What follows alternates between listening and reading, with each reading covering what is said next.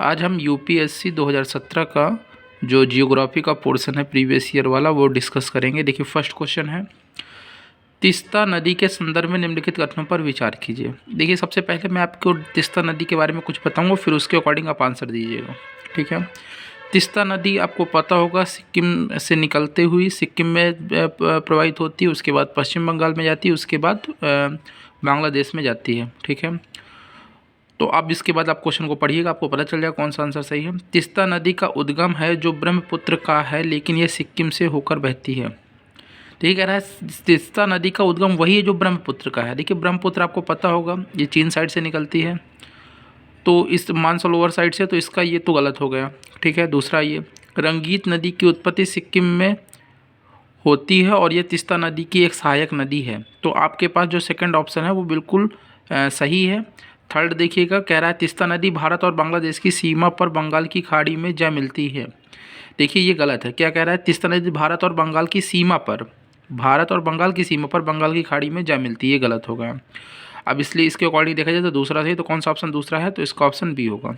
अब देखिए जो अब इसके बारे में थोड़ा सा पढ़ भी सकते हैं कि लिखा भी है तीस्ता नदी ब्रह्मपुत्र की सहायक नदी है, और ये जो मैंने बोला था वही लिखा है, सिक्किम और पश्चिम बंगाल और बांग्लादेश से होकर बहती है। इस नदी का उद्गम पश्चिम सिक्किम के चुथांग के पास से है। यह नदी दक्षिण की ओर दार्जिलिंग हिमालय से होकर बहती हुई पश्चिम बंगाल के मैदानों को जाती है। उसके बाद बांग्लादेश के रंगपुर क्षेत्र को पार करते हुए कुल 400 किलोमीटर के जलमार्ग के बाद चिलमारी के नीचे ब्रह्मपुत्र नदी से मिलती है, ठीक है। क्योंकि ब्रह्मपुत्र की सहायक नदी तो वहीं से तो मिलेगी।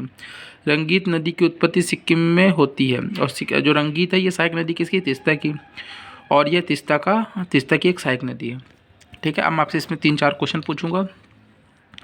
पहला क्वेश्चन, तीस्ता नदी की उत्पत्ति कहाँ से होती है, तो आपका आंसर होगा पश्चिम सिक्किम के चुथांग से, ठीक है। सेकंड क्वेश्चन, रंगीत नदी किसकी सहायक नदी है, तो आपका आंसर होगा तीस्ता की।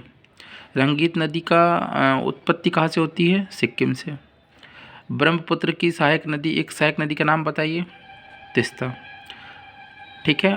और तीस्ता किस नदी से जाकर के मिल जाती है, तो ब्रह्मपुत्र। काफ़ी क्वेश्चन इससे प्रिपेयर होगा, ठीक है। नेक्स्ट देखिएगा। देखिए इससे सिर्फ यूपीएससी की तैयारी नहीं होती, जो छोटे एग्जाम है उसकी भी प्रिपरेशन होती है, ठीक है। देखिएगा, यदि आप कोहिमा से कोट्टायम की यात्रा सड़क मार्ग से करते हैं तो आपको मूल स्थान और गंतव्य स्थान को मिलाकर भारत के अंदर कम से कम कितने राज्यों से होकर गुजरना होगा। देखिए यही यूपीएससी का लेवल है, ठीक है। आपसे प्रैक्टिकली चीज़ें पूछता है। अच्छा देखिए, सबसे पहले आपको पता है कोहिमा पड़ता कहाँ है, तो कोहिमा पड़ता है नागालैंड में, और कोट्टायम किस स्टेट में है, कोट्टायम है केरल में, ठीक। तो जब आप कोहिमा से मतलब नागालैंड से केरल तक पहुँचेंगे तो आपको रास्ते तो कई हैं, लेकिन उसने पूछा कम से कम, तो कम से कम देखिएगा, अगर आप आपको मैप अगर सही से क्लियर होगा, आप अपने सामने मैप रखिएगा तो मैं जो बोलते जा रहा हूँ मैच करिएगा। आप नागालैंड से निकलेंगे, उसके बाद आप पहुँचिएगा असम, ठीक है। असम के बाद पहुँचिएगा पश्चिम बंगाल, पश्चिम बंगाल के जस्ट नीचे कौन क्या पड़ता है, उड़ीसा, और जैसे ही उड़ीसा पहुँचेंगे, उड़ीसा से होते हुए आंध्र प्रदेश, आंध्र प्रदेश से तमिलनाडु, तमिलनाडु से केरल, ठीक है। तो अगर आपने ये पूरे देखा तो अगर आप स्टेट गिनेंगे तो 7 हो रहे हैं, ठीक है। तो अब नीचे एक बार इसका ऑप्शन बी करेक्ट हो जाएगा, ठीक है। तो अभी देखिए वो नीचे जो मैंने बोला वो चीज़ें साथ लिखी, हाँ लिखी भी है। देखिए कोहिमा नागालैंड लिखा है, कोहिमा नागालैंड में और कोट्टायम केरल में है। अगर आप सड़क मार्ग से जाएंगे तो आप लोग को जो मैंने स्टेट बोला देखिए उसी सीक्वेंस है, नागालैंड के बाद असम, असम के बाद वेस्ट बंगाल, उसके बाद उड़ीसा, उसके बाद आंध्र प्रदेश, उसके बाद तमिलनाडु और केरल, ठीक है। चलिए अब नेक्स्ट क्वेश्चन है, आपसे पूछ रहा है कि भारत का एक ऐसा स्थान जहां आप समुद्र किनारे खड़े होकर समुद्र का अवलोकन करें तो आप पाएंगे कि दिन में 2 बार समुद्र जल तटीय रेखा से कुछ किलोमीटर पीछे की ओर चला जाता है और फिर तट पर वापस आता है, और जब जल पीछे हट जाता है तब आप वास्तव में समुद्र तल पर चल सकते हैं। यह अनूठी घटना कहाँ देखी गई है। अच्छा आप लोगों ने देखा होगा बहुत सारे लोग उड़ीसा जाते हैं। क्यों जाते हैं उड़ीसा, क्योंकि वो लोग उड़ीसा पर एक चांदीपुर स्थान है और वहाँ पर ये घटना दिखाई देती है। क्या होता है कि समुद्र तल पहले तो बराबर होता है, मतलब फुल होता है, कुछ टाइम बाद ये जो पानी होता है तट के किनारे का लगभग 5 से 6 किलोमीटर पीछे की तरफ चला जाता है। जैसे ही पीछे की तरफ चला जाएगा तो समुद्र तल जो पानी जहाँ पर भरा था वो ज़मीन तो खाली हो गई ना, मतलब वो तट आ गया, उसका तटीय भाग मतलब सतह आ गई, तट के जो किनारे हुई वो समुद्र की सतह हो गई, तो आप वहाँ पर चल सकते हैं। ठीक है, काफ़ी विदेशों से भी लोग आते हैं घूमने, तो इसका आंसर सी होगा। ठीक है, जो मैंने बोला वही सब चीज़ें यहाँ पर लिखी हुई हैं। देख लीजिए, भारत में उड़ीसा चांदीपुर का एक ऐसे स्थान जहाँ समुद्र पर 5 से 6 किलोमीटर पीछे की ओर चला जाता है, फिर वापस आ जाता है। ठीक है, जो मैंने बताया वही सब लिखा है इसमें। ठीक है, अब आपके पास नेक्स्ट क्वेश्चन देखिएगा, कह रहा है निम्नलिखित में कौन सी भौगोलिक रूप से ग्रेट, देखिए जो मैं जब जियोग्राफी का आपसे सेट करवाया करूं तो आप लोग एक मैप जरूर रखा करिए अपने पास, वर्ल्ड मैप और इंडिया मैप। ठीक है, तो देखिए कह रहा है निम्नलिखित में कौन सा भौगोलिक रूप से ग्रेट निकोबार के सबसे निकट है। तो ग्रेट निकोबार आपको पता होगा, ठीक है, ये भी आप बंगाल के पास पड़ता है। तो उस जब आप नीचे की तरफ आते हैं तो आपको पता होगा ग्रेट निकोबार के सबसे पास में जब आपके पास मैप भी हो तो वहाँ पर सुमात्रा दिख रहा होगा आपके पास, एक टापू टाइप का है। ठीक है, तो वहाँ पर आपको दिखाई देगा सुमात्रा, तो इसका आंसर सुमात्रा होगा। ठीक है, चलिए वही सब लिखा है, ग्रेट निकोबार और सुमात्रा के बांडा में एक के मतलब इनके बीच की दूरी 200 किलोमीटर है, और जो और द्वीप है उन सबसे ये सबसे पास, इसलिए इसका आंसर सुमात्रा है। ठीक है, ये क्वेश्चन बहुत ही इंटरेस्टेड है, कई बार क्वेश्चन आया, एक बार भूमध्य सागर का आ चुका है, एक बार कर्क का आ गया, एक बार मकर का आ गया। ठीक है, एक छोटा वीडियो बना करके मैं तीनों डिस्कस कर दूँगा। अभी हम इसको देखते हैं, भूमध्य सागर निम्नलिखित में से किस देश की सीमा है। तो देखिए भूमध्य सागर पे पहले आपको पता होना चाहिए कि भूमध्य रेखा से होकर के कितने देश निकलते हैं। तो भूमध्य रेखा आपको पता होगी पूरे वर्ल्ड के बीच से जाती है ग्लोब से, तो उसमें 21 देश ऐसे हैं जो भूमध्य रेखा से टच हो जाते हैं, जिसको भूमध्य रेखा टच करती है। तो जार्डन होगा नहीं, इराक भी नहीं टच करती, लेबनान और सीरिया ये 2 ऐसे कंट्री हैं जो टच करते हैं, यही सिर्फ नहीं है, और मतलब कि टोटल 21 है। ठीक है, तो इसका आंसर सी सही हो जाएगा। ठीक है, अगर आपको 21 के नेम जानने हैं तो देखिए 21 के नेम नीचे लिखे हैं, तुर्की, Greece, Albania, Montenegro, Bosnia, Herzegovina, Croatia, Slovenia, Malta, Italy, Monaco, France, Libya, Cyprus, Syria, Lebanon, Israel, मिस्र, ट्यूनीसिया, अल्जीरिया और मोरक्को। ठीक है, अब नेक्स्ट क्वेश्चन देखिएगा, निम्नलिखित, देखिए ये जो क्वेश्चन चल रहा है ना, ये किसी कोचिंग से बहुत ज़्यादा इंपॉर्टेंट है। क्यों? क्योंकि ये क्वेश्चंस मैंने सेट नहीं किए, क्योंकि ये यूपीएससी का सेट पेपर है। ठीक है, और ये कोई प्रैक्टिस सेट नहीं है, ये प्रीवियस ईयर है, तो बहुत ज़्यादा इंपॉर्टेंट है। निम्नलिखित कथनों पर विचार कीजिए, भारत में हिमालय केवल 5 राज्यों में फैला हुआ है।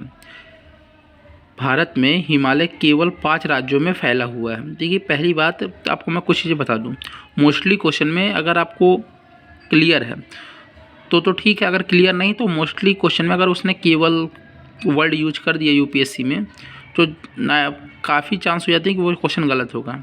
ठीक है, लेकिन आपको कॉन्सेप्चुअल नॉलेज पता होना चाहिए। कह रहा है कि भारत में हिमालय केवल 5 राज्यों में फैला हुआ है, केवल 5 राज्यों में नहीं है। ठीक है, लेकिन हाँ मेन रूप से 5 राज्य हो सकते हैं, जैसे मैं नाम बताऊँ, जम्मू कश्मीर, लेकिन ये क्वेश्चन 2017 का है। ठीक है, और उस टाइम जम्मू कश्मीर को एक राज्य माना गया था, तो इसलिए तो आपको जम्मू कश्मीर को राज्य जिसमें काउंट किया गया है। तो जम्मू कश्मीर के जस्ट बगल में हिमाचल, उसके जस्ट बगल में उत्तराखंड के बाद सिक्किम, कितने हुए 4, और एक अरुणाचल प्रदेश, 5 हो गए। लेकिन इसने कहा है केवल 5 राज्यों में फैला हुआ, उसकी पहाड़ियाँ तो नीचे भी फैली हुई ना, पश्चिम बंगाल में भी है और असम में भी कुछ पहाड़ियाँ फैली हुई हैं। ठीक है, तो इसलिए पहला तो गलत हो गया। दूसरा, पश्चिमी घाट केवल 5 राज्यों में फैला हुआ है, ये भी गलत है। देखिए आपको पता होगा पश्चिमी घाट कहाँ से स्टार्ट होता है, तापी नदी है राजस्थान, वहाँ से लेकर के केरल तक फैला हुआ है। तो काउंट करिएगा, पहला तो राजस्थान, उसके जस्ट नीचे गुजरात 2, गुजरात के नीचे कर्नाटक, गोवा और गोवा के बाद आपके पास केरल और केरल हो गया, और इसके बाद आपके पास कितने होगा टोटल, काउंट करिएगा। ठीक है, यहाँ पर आपके सामने जो मैंने बोला वहाँ पर लिखा हुआ आप देख भी सकते हैं। यहाँ पर जो मैंने आपको 5 बोले थे, अच्छा देखिएगा, मैंने यहाँ पर आपको बोला था कि पश्चिमी घाट में 5 राज्यों में फैला हुआ है, गलत है। जो मैंने बताया था वो सही है आपका। ठीक है, 5 राज्य उन्होंने कहा है, गलत है। क्यों? क्योंकि एक राज्य और है, कौन सा? देखिए हमने एक छोड़ दिया था, महाराष्ट्र छूट गया था हमसे। ठीक है, तो एक बार और दोबारा देख लीजिए। कह रहा है गुजरात, महाराष्ट्र, गोवा, कर्नाटक, केरल, तमिलनाडु, हमसे तमिलनाडु छूट गया था। ठीक है, तो क्लियर हो गया, तो इसलिए इसका बी ऑप्शन भी रॉन्ग हो जाएगा। और थर्ड आता है पुलिकट झील केवल 2 राज्यों में फैली हुई है, ये आंसर बिल्कुल सही है। इसमें विवाद भी था, आंध्र प्रदेश और तमिलनाडु के बीच में ये है। ठीक, तो इसका आंसर सिर्फ थर्ड राइट है, तो इसका सी हो जाएगा। इस क्वेश्चन में थोड़ा सा कन्फ्यूजन हुआ है, तो एक बार मैं दोबारा इसको एक्सप्लेन कर दूं। पहला, हिमालय, भारत में हिमालय केवल 5 राज्यों में फैला हुआ है। ये क्वेश्चन आंशिक रूप से सही है, पूर्णतः इसमें 2 राज्य और शामिल हो जाएंगे, तो ये पहला गलत है। दूसरा, पश्चिम बंगाल केवल 5 राज्यों में फैला हुआ है, तो ये आपको पता होगा ये तापी नदी से निकल करके, इसे ताप्ती भी बोलते हैं, यह तापी नदी से निकल करके ये आप लोगों का तमिलनाडु तक फैला हुआ है। ठीक है, तो तापी नदी कहाँ पर है? ये गुजरात में। पहले मैंने राजस्थान बोला था। ठीक है, तो इसका सही है, गुजरात से स्टार्ट होगा। गुजरात, महाराष्ट्र, कर्नाटक, गोवा, केरल, तमिलनाडु, 6 हो गए। ठीक, और पुलिकट झील 2 राज्यों में फैली हुई है, कहाँ पर? आंध्र प्रदेश और तमिलनाडु। ठीक, तो इसलिए इसका आंसर बी सही हो जाएगा। ठीक, अब नेक्स्ट देखिएगा, भारतीय मानसून का पूर्वानुमान करते समय कभी कभी समाचार उल्लेखित इंडियन ओशन डाइपोल के संदर्भ में निम्नलिखित कथनों पर कौन सा सही है? ये क्वेश्चन बहुत इंटरेस्टेड है, ये 2018 के पेपर में भी आया है। ठीक है, लेकिन डिक्टो क्वेश्चन नहीं आया है, कॉन्सेप्चुअल बेस में आया है। कह रहा है आईओडी परिघटना। देखिए, सबसे पहले मैं आपको बता दूं कि ये इंडियन ओशन डाइपोल मतलब क्या होता है। ठीक है, देखिए इसने पहले बोल दिया इंडियन ओशन। ठीक है, मतलब कि हिंद महासागर की बात हो रही है। ठीक, तो ये जो घटना होती है हिंद महासागर पर होती है। ये घटना होती क्या, ये बता दूं। देखिए, आप लोगों ने हिंद महासागर देखा होगा, तो हिंद महासागर के 2 तट होते हैं, एक पूर्वी और एक पश्चिमी। ठीक है, तो जो पूर्वी और पश्चिमी भाग में, जब पश्चिमी भाग का टेम्परेचर पूर्वी भाग से ज़्यादा हो जाता है, तो इससे मानसून प्रभावित होता है। इस पूरी परिघटना को इंडियन ओशन डाइपोल बोलते हैं। डाइपोल का मतलब कि एक में ज़्यादा चार्ज आ जाना, एक में कम आ जाना, मतलब कि पश्चिमी में तापमान ज़्यादा हो जाना और पूर्व में तापमान कम हो जाना। ठीक है, इसी का अध्ययन करके जो साइंटिस्ट होते हैं वो पूर्वानुमान लगा पाते हैं कि मानसून कैसा होगा।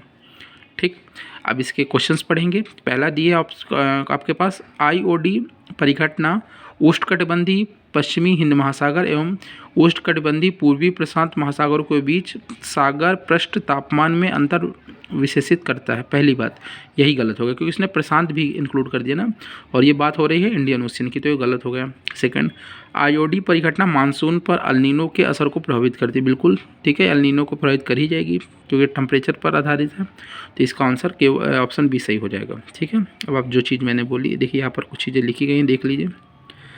बता रहा है कि भारतीय नीनो के नाम से इसको जाना जाता है, जो आईओडी होता है। आईओडी मतलब इंडियन ओशन डाइपोल। ठीक है, और ये जो भारतीय महाद्वीप पर मानसून को प्रभावित करता है, जो मैंने आपको बताया। यहाँ पर वो भी लिखा है, पश्चिमी घाट पूर्वी घाट की तुलना में ज़्यादा गर्म हो जाता है। नेक्स्ट क्वेश्चन देखिएगा, कह रहा है निम्नलिखित पद्धतियों में कौन सी कृषि में जल संरक्षण में सहायता कर सकती है?